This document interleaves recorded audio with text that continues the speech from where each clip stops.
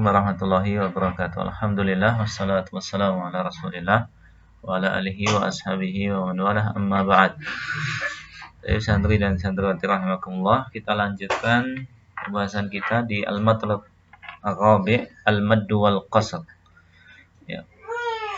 Pembahasan keempat adalah kaitannya dengan mad dan qasr.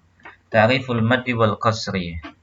Pengertian mad dan qasr. Al-maddu lughatan az-ziyadah wa yuqalu al-maddu wal mattu. Ya. Secara bahasa tambahan, dalam bahasa Arab disebut dengan mad dengan dal dan mat dengan ta, sama-sama artinya memanjangkan. Wa fil istilah italatu sawti bi ahadi hurufil maddi wal lin aw ahadu harfai lain. Harfai al-lin. Memanjangkan suara dengan salah satu huruf mad dan lin atau salah satu dari dua huruf lin. Ini pengertian mad secara istilah. Wal qasru lughatan ditutuli. Ya.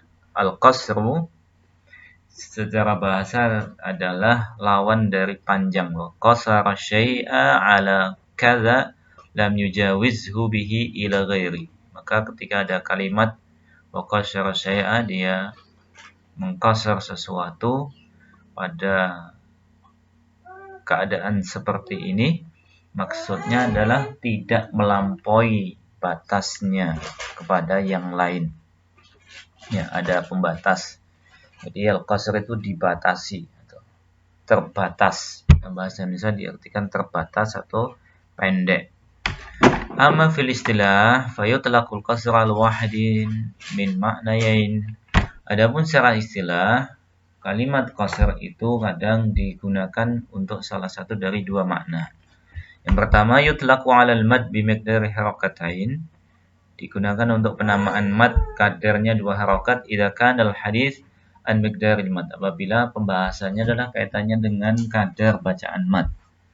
Karena qul al-badala an inda hafsi yuqsar. Ya, seperti ucapan badal, ya.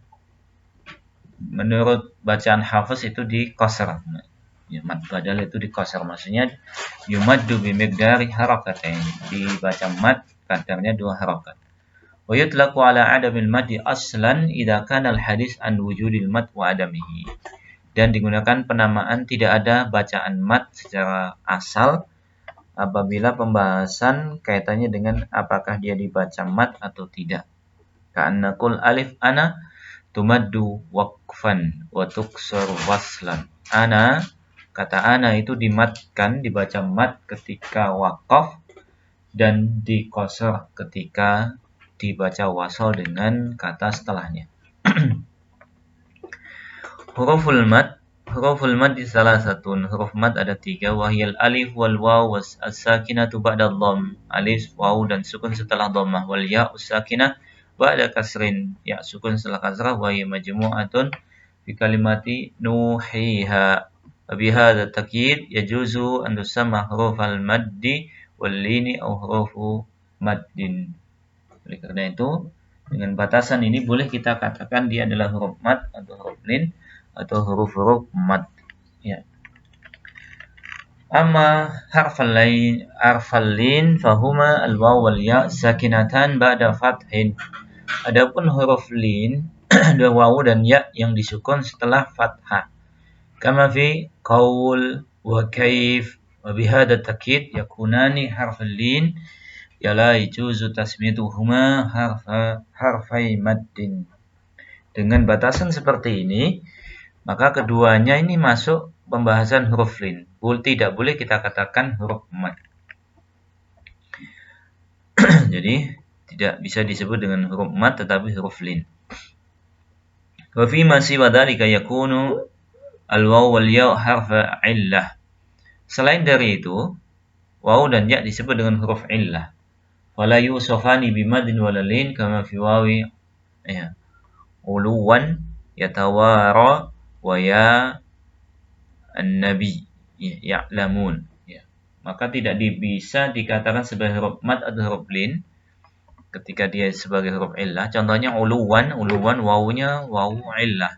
Yatawara, di sini alif mamdudah dia huruf illah. Wa ya an-nabiyyu, nabiyyu ya-nya di sini tidak dikatakan sebagai huruf mad atau huruf lin, tapi dia ya harful illah. Ya'lamuna di sini ya mudhara'ah.